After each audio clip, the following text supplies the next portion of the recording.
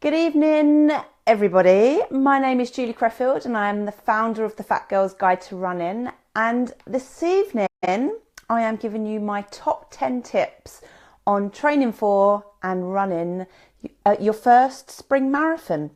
Now, I know there's been a lot of excitement on social media recently as the ballot announcements were made.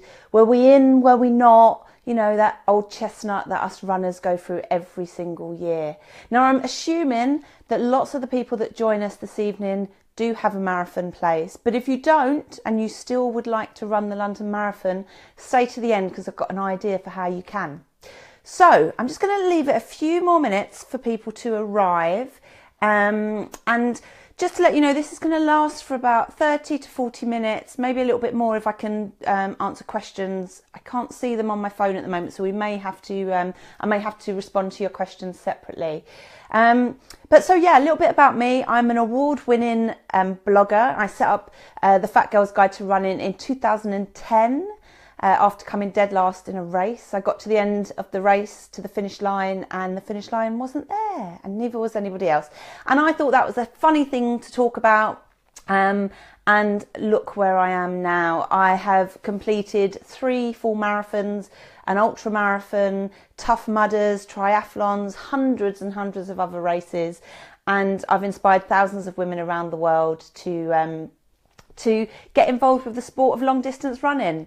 So I'm not going to keep you any longer than I need to. I'm going to jump straight into my top 10 tips. Now, obviously I've got lots of kind of information that I can impart. So these are just a kind of taster of the types of things that I like to coach women on when they're attempting their first marathon. And I think these tips are relevant whether you're doing your first one or your 10th one. But I think what I've learned is that you don't really know how to train or run a marathon until you've done one, and it doesn't matter how much other people tell you, you have to find your own way of doing it. So I'm currently writing a book, and I mean, like, literally I am writing every day at the moment.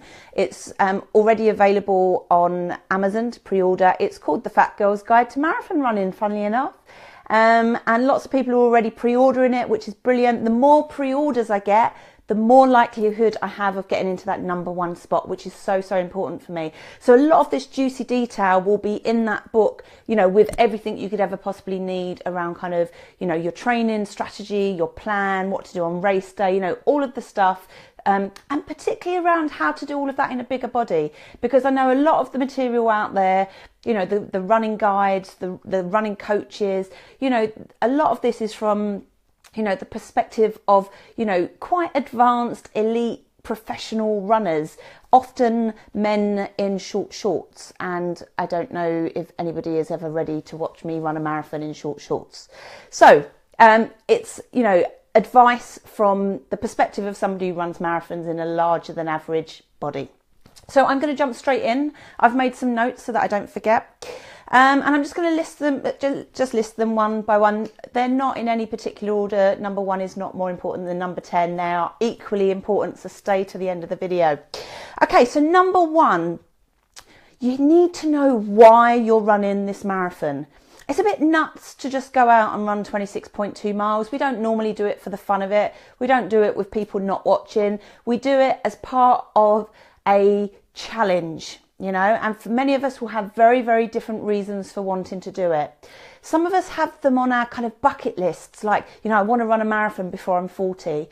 Others have some kind of event that happens that triggers them wanting to do something, you know, wanting to do something courageous, wanting to prove people wrong, wanting to perhaps reclaim their body after maybe cancer or an accident. You know, there are 1,000,001 reasons why people run a marathon.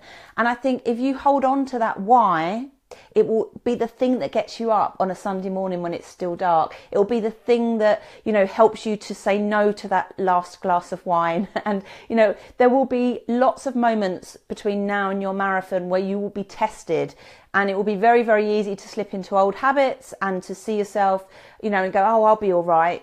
You know, the marathon distance needs to be respected. You can't just do it willy-nilly. You know, you want to be at that start line feeling like you're in the best shape ever and that you're confident that you're going to give it your best shot. So understanding what your why is, really spending some time in your own head, clarifying what that reason is, and just holding that dear to you. Some people find it useful having like a vision board or writing in their journal, you know, why this marathon is important to them, what it's going to mean to them crossing the line, and really kind of visualizing how they're going to feel as a result of it. So number one is knowing your why. Number two is that you have to accept that there will be some lifestyle changes. Now, I'm not here to wag my finger at you and send you down to your nearest Slimming World to go on a diet. But not only in terms of food, but in terms of lots of other things. If you are training for a marathon, if you are attempting a marathon, you are therefore a marathon runner in training. So one of the things that I find really useful when I'm training for a race is, or when I'm training for anything, when I'm trying to attempt anything, it doesn't have to be running related, I always think, what would, and I did this very much so in the first time round of training for a marathon, what would marathon runner Julie do? So, you know, when she goes out for dinner, would she get the burger and chips, or would she get the grilled chicken, rice and salad? What would marathon runner Julie do? What's in my best interest with my goal being running that marathon? You need to accept that your weekends are no longer your own. Your early mornings are no longer your own. Your late evenings are no longer your own. You want to commit to your training. You know, realistically, you're looking at kind of a minimum of 3 sessions a week, you know, maybe 4 if you're including a yoga session or a cross training session of some sort. But you know, you cannot train for a marathon with just 2 runs a week, not consistently. You can get away with the odd week with just 2, but I think you have to really be realistic and have a word with yourself and say, look, if this is something I'm going to do, then I need to commit to it and I need to change my lifestyle. And with that comes, you know, the people that are around you, they need to understand that about you. They need to understand that, you know, no, you're not going to be coming out for drinks this weekend. No, you can't go for a last minute holiday in the sun. You know, while you've got this as a focus, you know, you really need to think about your lifestyle, your habits, your bad, you know, the bad things that you like, enjoy doing, you know. And remember, it's not forever. You know, once the marathon's out of the way, you can get back to all of that stuff. You have to have a plan. Now, I think there's 2 parts to this. You need to have a plan for what you're hoping to achieve from the marathon, and I'll talk a little bit more about that. But you also need to have a training plan. Now, some people will just grab one out of a book or online, and that's fine. There's nothing wrong with that. I'm a real advocate of you creating your own. And you may be thinking, yeah, but I'm not an expert. I've never done one before. Well, I don't think it's rocket science. You know, you're starting at, let's say you're starting at 5K. Starting at 5K and you need to get to 42K or whatever the maths is, you know, and you've got X amount of weeks to do it. It's not rocket science. You have to increase your mileage as you go along. Now, there are some technical things that you want to do. And when you're thinking about your race plan, you might want to download somebody else's and have a look at it. But what you want to be doing is looking at your own calendar and looking at what else is going on. So, you know, if the race plan says Sunday is your long training run, and you know you work Sundays, then obviously you're going to change it to another day of the week. And equally, if you know evenings are not good for you, you're going to change it to mornings. So I am a real I'm a real fan of creating my own plan. So getting a sheet of paper, the rulers out, and making it work for you. You might want to add in other things that you do, you know, your weekly aerobic session, or, you know, having to go and visit your parents every fortnight, whatever it is, make the plan work for you. And as I said, there are technical things that you want. So you want to have that long, steady run, which is the one which is going to increase every week. You want to do some more technical based runs, so things like hill running and speed work, you know, get yourself down to your local track. And I am a real fan of doing, like, you know, a time trial, something like park run, something that's not a long distance, but something you could do really regularly, and it will become easier as your marathon training progresses. So it's not difficult. You do it every week. You don't need to put a lot of pressure on yourself, but it's something that can give you confidence, and get somebody else to have a look at your plan, you know. The other thing that I think is really important, let me just check I haven't put it down as I've put it down as a different one. So yeah, creating your plan as early as possible is really important, and also being flexible. So don't, like, if something happens and you miss a week of your marathon plan, don't just throw it away and think, oh, you know, that's it, I'm done now. Review it, you know, adjust the mileage. Know that you are not going to be able to tick every single one of those training sessions off your plan. You know, if you are able to do that, it's a miracle. But you know, life gets in the way, and we need to kind of give it some room for that. So number 4 on my list of 10 is you want to build a support team. Now, the very first time I trained for a marathon, I didn't really have a support team, not right up until the very last few months. I didn't know anybody else that ran. Nobody in my family did, none of my friends. I didn't know a single other person that ran marathons. There wasn't the kind of the bloggers or the online communities that there are now. We're looking back at 2011.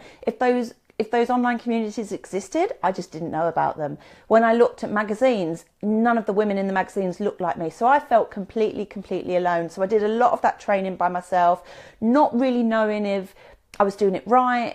And I knew with, 4 months to go, I had to get some help. So I joined my local running club, and I did feel supported. I think it would have still been nice to have been able to speak to other women at the same kind of position as me. So find that community. And again, at the end of the video, I'm going to talk about a way that I can help you with that. But also in terms of your support team, you need your nearest and dearest to be on side. You know, if your husband or your partner is going to roll his eyes every time you go out for a run, training is going to be hell. So sometimes you need to sit down with your friends and your family and explain how important it is and how important their role is in supporting you. Give them a job, make them head of massage, head of fundraising, head of snacks. Give them a role so they can feel involved, and ask them for the support you need. So I can remember when I was training for my second marathon, I had a baby. I had Rose, who was probably, a year and a half old. And I can remember going on these long Sunday runs, and I'd get up really early so that, I wasn't inconveniencing people. Get up really early, go for this run, and I'd come back, and my ex-partner would have cooked like a lovely meal, which meant that I could refuel myself straight away, have a bath, and then jump back into family time. So I think, being really explicit about what you need and when, because people are not mind readers. If they're not training for a marathon, they don't really understand what it feels like to come back after a 16-mile run. 16 miles is a long old way. So be specific about what you need from your team members. Number 5, include as many races as possible as milestones along the way. So if you're starting to get nervous about double figures, because there will become a point in your plan where, your normal runs are going to be like, your quick runs are going to be popping out for a 10K or popping out for a half marathon. And, that can feel a bit nerve-wracking. It can feel a bit like, gosh, how am I going to find the motivation to get out there and do some of those long distance runs? And you can do it with friends. So if you're part of a running club, that can help. But I think having races in the diary, so having a few 10K races, having a few half marathons, absolutely. And if you can find like a 20 miler, I mean that they're very few and far between. But sometimes you can find 16 milers. I know there's one in Kingston, and what tends to happen is you find other people that are training for marathons as well. And these are a really good test, really good opportunity for you to test like your fueling, to test your kit, to test your pacing, to see if you go off too fast and all of those kind of things. And it just helps with your marathon plan to know, right, I've got X amount of weeks to get up to half marathon because I'm going to do that half marathon race, or I've got X amount of, so put as many races in as possible. If I didn't race, I probably wouldn't ever train. So I have to have dates in the diary for that. And number 6, and I've already mentioned this once, is have a time trial. And I would use parkrun as a measure of improvement. So it's a really, parkrun is fantastic. You just need to take your barcode, you get all of those results, and you can compare them. So when I look at when I was training for my first marathon, I went from 52 minutes for a 5K down to about 34. So, and a lot of people say don't train for speed and distance at the same time. Like, don't try to improve your speed or up your distance. And to a certain extent, I get that. But the more you run, the more your pace is going to improve anyway. You don't need to focus on it, particularly unless you really want to. But, just by default, you are going to get faster as you get stronger and as you get more confident. Number 7, and you can close your ears if you don't want to hear this, but you are what you eat. Now, I made some big mistakes, and I still make them, come on, let's face it, where I would reward myself with food after long training runs or races. And I wrote a blog post once, which was called "Why Half Marathons Make Me Fat." And I listed all of the things that I'd eaten, you know, from the morning right the way through to afterwards. And I was actually running abroad, so right the way down to what I had on the aeroplane. And I realised that I'd consumed 3 times as many calories as I'd burned in the actual race. So I think, you know, I'm not a real advocate of dieting while you're marathon training, but I think you can focus on the types of food that you are eating and really listening to the signals of your body and eating to hunger. The more you run, the more hungry you're going to be. You don't want to ignore that hunger, but you want to fill it with proper food. So if you have gone for a long run and you come back and you have your lunch and an hour later you're ravenous, have something proper. Have, you know, some crackers and peanut butter and bananas. Have, you know, another bit of lunch. Don't hit the biscuit jar, you know, biscuit tin. Don't think, oh, I'll have a couple of bags of crisps and a chocolate bar. You know, also things like, you know, doing a race and then celebrating with a couple of beers. Yes, I've done it. Of course, I've done it. But if you really want to hit your targets, and again, it depends on what your targets are. You know, if you're really relaxed about it, then you know, don't worry. But you know, what I've seen through coaching the women that I coach is that the women that adjust their lifestyle in the lead up to their training, the lead up to the race, they're the ones that finish their race thinking I did everything I could to have a good time. And those that weren't that willing to are the ones that struggled. So you really have to ask yourself, you know, what do I want from this marathon? What do I want to achieve? And do I want that more than I want a ring donut? You know, it's choices, isn't it, after all? And with that, make sure you're up in your water. You want to be drinking loads and loads of water, staying hydrated, helping those muscles to repair themselves, you know, after all of the kind of stress you're putting them under. Number 8, we're getting there. Number 8, we don't only have to train our bodies, we have to train our minds, okay? What goes on in our head is as important as what goes on in our legs. And when you start to do those long races, those long training runs, you are going to have a constant battle with the voices in your head. The voices that go, remind me why I'm doing this again, this hurts, I'm crap, I'm never going to be able to run the whole distance, why did I sign up to it, everybody who laughed at me are right. You know, you are going to let your mind run away with yourself. And unless you train it to shut up, it will ruin your race experience. Now, it sounds a bit like spiritual and woo-woo and all of that, but actually positive affirmations can really, really work. Now, what is a positive affirmation? A positive affirmation is just a positive statement. So again, you could create a vision board. You could create a vision board with pictures of people that have completed marathons, medals, the finish line, and then you could put these really nice statements like one foot in front of the other. I am strong, I am powerful, I am a marathon runner. You have to create affirmations that work for you. I once put in one of my groups, you know, tell us what your positive affirmations are. What gets you out the door? And somebody posted something like, move your fat ass. And I was like, that's not positive. That's not going to motivate you to get round a marathon. It has to be positive. So my one of the affirmations that I use all the time is, I am strong. This is easy. Because it's really easy to get into that mindset of, God, this is so hard. Oh my God, this is terrible. I'm hating it. My legs hurt. My knees hurt. You know, and you can just drive yourself mad and find yourself, you know, quitting halfway through a training run. And then you get home and you're like, why didn't I finish it? You know, I wasn't physically unable to complete it, but mentally I let it get the better of me. So train those muscles, train these muscles up here. Remind yourself of how it's going to feel once you cross that finish line. Don't let other people get in your head.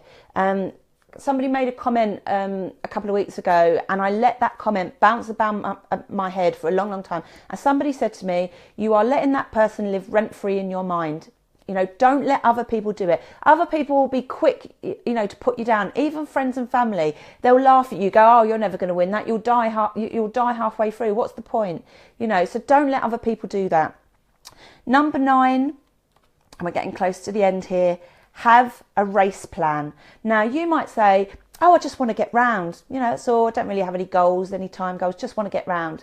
Even with that mindset, you still need a goal, you still need a plan. So you want to be looking at whatever race it is you're doing, you want to be looking at all of the information that you're sent.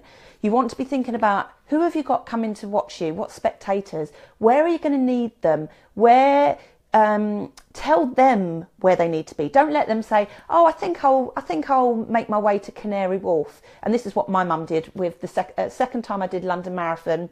The second time, or it might have been the first time. First time did the London Marathon. Mum turns up. She didn't even tell me she was going to turn up. And she turns up with all my nieces and nephews and my 2 brothers. And they pitched up at Canary Wharf early in the morning when it was really, really quiet. By the time I run past, it was so loud, so noisy, so busy. I run straight past them because I couldn't hear them. And then she had the hump with me, you know. So be really clear about where you will need your followers. Things like, what are you going to do in an emergency? What happens if you twist your ankle and fall over in the first mile? Now, I know that's negative and we don't want to be thinking too much, but you need to just have some really practical things. What's going to happen if your mobile phone dies, if the battery dies? What happens if you're faster than you think you're going to be? And that's happened to me in marathons, and people are standing there waiting for me thinking, God, she should be here by now, when actually I'm 5 miles ahead. You really need to think about what your plan is. Other things like, you know, if you do have a goal in terms of time, perhaps having 3 goals. So, you know, best case scenario, something you'd be happy with, you know, so that you're not kind of focused on that goal. And then, you know, if you miss it, it's ruined your whole experience. And things like, what are you going to do when it gets tough? What strategies do you have in place to really, really push yourself forward? And I've got loads of these, and they're all kind of mindset games. And then finally, number 10, and I don't think we think about this enough, is that we need to prepare ourselves for how emotional we're going to feel after the event. And not only that, but marathons change you. You know, the first one changes you enormously. I can't describe really why it changes you, but it does. It changes how you view yourself. It changes how other people view yourself. It makes you think, gosh, if I can, you know, dedicate myself to the training, put my mind to something and achieve something as awesome as marathon, what else could I do in my life? Remember, only 1% of the world's population will ever have run a marathon, just 1%.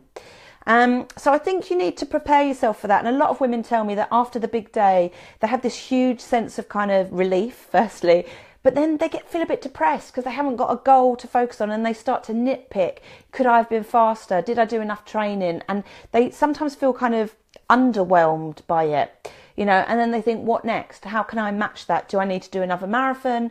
You know, do I go back to doing shorter distances? So I think giving some time to think about what you're going to do afterwards. And, you know, I would suggest having a complete break for a little while, having a real break, celebrating, you know, wear your medal to death, go and speak in your local primary school, tell all the kids, get yourself in the local paper, really, really milk it, really, really milk it.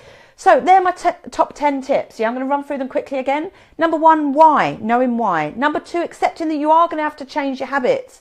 Create a training plan. Build a support team.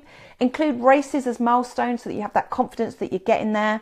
Number 6, have a time trial, weekly time trial, so that you can measure your improvements. 7, you are what you eat. Number 8, work on your mindset. Number 9, have a race plan. And number 10, prepare for the weird emotions that you're going to feel afterwards.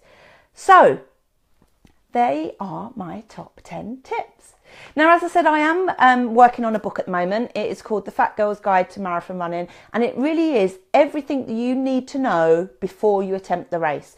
So it's going to pose the question, why are you running it? It's going to pose the question of, are you ready? Are you prepared for the sacrifice? It's going to go into the detail of the types of runs that you need to put in your training plan, what to do when your training plan kind of goes out the window, how to prevent injury, how to prevent fatigue. It's going to look at nutrition. It's going to look at what else is it going to? It's going to look at everything. It's going to be really, really comprehensive. Well, at least it is when I've finished it. So I'm going to put the link to it in the comments of this video, because I do need your support. If you look at all of the marathon plans that are available on the internet, on Amazon, they tend to be from males, men that have, like, I have a lot of respect for them, men that have been in the running industry for a long, long time. My book will be unlike their book. My book won't teach you how to run a negative split marathon. You may not even know what that is. It's not going to talk about the scientific side of stuff. It's not even really going to talk about kind of psychology from a psychology point of view. It's going to talk about the realities of running marathons, training for marathons in a bigger body. It's going to talk about the reality of being an everyday person training for a marathon, having to pick up the kids from school, having to run them to birthday parties and then run 20 miles and come back for them. You know, it is the nitty gritty of what marathon training for the majority of the masses looks and feels like. But unless I get people to buy it, no one will know it exists. So I need as many people as possible to buy the ebook. Even if you don't like buying ebooks, please buy it in a bid to get me to the #1 spot. And there's more. There's more. So I know that some women read my books, go, yeah, this is brilliant. I've now got all the tools that I need, but then they don't put it into action. And the reason they don't put it into action is because they are not accountable. They have nobody, you know, they don't have me phoning them up going, so you read my book, have you been out for a run this week? You know, I would do that. Trust me, I would do that. But with my online programs, I'm able to do that. I'm able to give people virtual kicks up the backside. I'm able to pick up the phone if they're really struggling. I'm able to look at their marathon plan. And actually, over the years, I've probably trained about 100 women to run marathons. And actually, in 2014, when I just had, it might have been 2013, I just had Rose. I wasn't even running myself and I'd missed it. I really missed it. So I did this Twitter campaign to find 20 overweight women around the world to see if I could train them virtually. It was called the Fatty Must Run Marathon Challenge. And out of those, I didn't get 20 women, I got 16. And out of them, about 8 of them run full marathons. And that was with just email. That was just email communication. So my techniques work. I know that I can absolutely help you get to that start line in the best shape of your life. And for the first time ever, I'm doing a formal marathon training support program. And we've already got 15 ladies signed up for it. It starts on Monday. It's a 26-week program. I've got some notes here. So it's a 26-week program. So it's going to take you right the way up to London Marathon and a little bit beyond. So kind of beyond April into early May. You get a year's membership of the Clubhouse, which is our online running club, which is 80 quid. And that has, gosh, probably about 200 resources in the on the website. So it's got lesson plans, session plans, how to cope with injury. It's got plans that you can download. It's got guest expert videos. It's got, you know, there's tons and tons of stuff. You know, the Clubhouse has been in existence for over 3 years. So there's 3 years worth of content there. You also get access to a closed Facebook group. So a closed Facebook group that is just for women running marathons, women that are just like you. 26 weeks of coaching and support from me. I will help you to devise your training plan. So I will literally not physically sit down with you because we're probably different places in the world, but I'll have a look at it and I'll respond to it and tell you kind of, you know, what you've done, whether it's good, what you need to take out and put in. I'll do a session on goal setting. I'll do a live webinar on goal setting. I'll do a live webinar on fundraising because I know fundraising can feel as difficult as the training. I'll give advice on injury and preventing fatigue. We always do a 10-mile training run in London in February. So if you're part of this program, you'll get that for free. We also do a virtual training run for the longest run. So, you know, probably 6 weeks out of your marathon, you will need to do your longest run. And there's a whole section in my book about how far that should be. It's probably not as far as you think it is. And what we do is we do a virtual training run where people will cheer you on and you can post how you're getting along. And it stops you from quitting, basically. There'll be race checklists and stuff like that. And if you're doing the London Marathon, you'll get me at mile 10 with our annual cheering station, handing out Prosecco and What's-Its or whatever it is you need. So that is the 6-month training plan. It costs £99, which is like, when you look at what it costs per week, it's, you know, a couple of quid per week. If you book, if you sign on between now and Monday, I can give you 10% off. Again, I'll put the link in this video. The discount code is the word marathon, capital M, marathon, and that'll give you 10% off, but only if you book before Monday. And then there's one more final thing. There may be women on this call thinking, I'd love to run a marathon, but I didn't get into the ballot for London. I haven't got a marathon place. Well, every year for the last 3 years, I have got 5 marathon places from a charity called the Ron Pickering Foundation.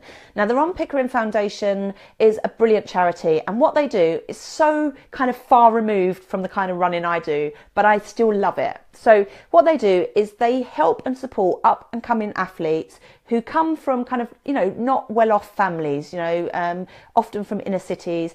Kids that show real talent, but without a bit of financial injection, they wouldn't be able to travel internationally to go to races. They wouldn't be able to buy the kit they need and stuff like that. And they give grants. And actually, my daughter's godmother's daughter, it's a bit confusing, she's got money from them before, and she's a triathlete. She's a very talented triathlete, and she's got money from them. So I know it absolutely transforms these young people's lives. And we get 5 places from them. And it's a very, very low amount compared to a lot of other charities. It's £1,000, and they're a fantastic charity to work for. They're really supportive. They'll give you lots of ideas, and they send you a goodie bag. And afterwards, they'll in a pub just round the corner from London Marathon, they'll give you a big roast dinner and stuff like that. They're brilliant. They've really looked after our women. And as I said, we've got 5 places from that. We've got a couple of women in the clubhouse that have got their eyes on the place. We're going to do a kind of ballot for women that are interested. So if you are interested, you do have to be part of the support package, the support program. If you would like to be in the ballot for that, just drop me an email at help@toofattorun.co.uk to be considered for that. We normally get 5 places. There may be an option to get a few more, but it's £1,000 worth of charity fundraising. Now, I think that's it. I'm all spoken out. I find it really hard. So I'm just reading some of the comments. So Kelly, it says, I need you to help me get started. I've got the motivation, but I can't get through the wall. Great live, you're fab. Thank you, Kelly. So yeah, I really do want to help women. I really do, but I can't do it via the main Facebook page, and I can't do it in the clubhouse. It has to be this separate program. So if you're struggling, thinking like £100 a lot of money, send me an email. We will talk about it. You know, I might be able to do a payment plan or something like that. The point is, I really want to help women to reach their goals. And every year I see women that need my help, don't take it, and then regret it. So this year I was like, no, I'm going to put a program together. I'm going to do my best to help these women get to the start line in the best shape ever.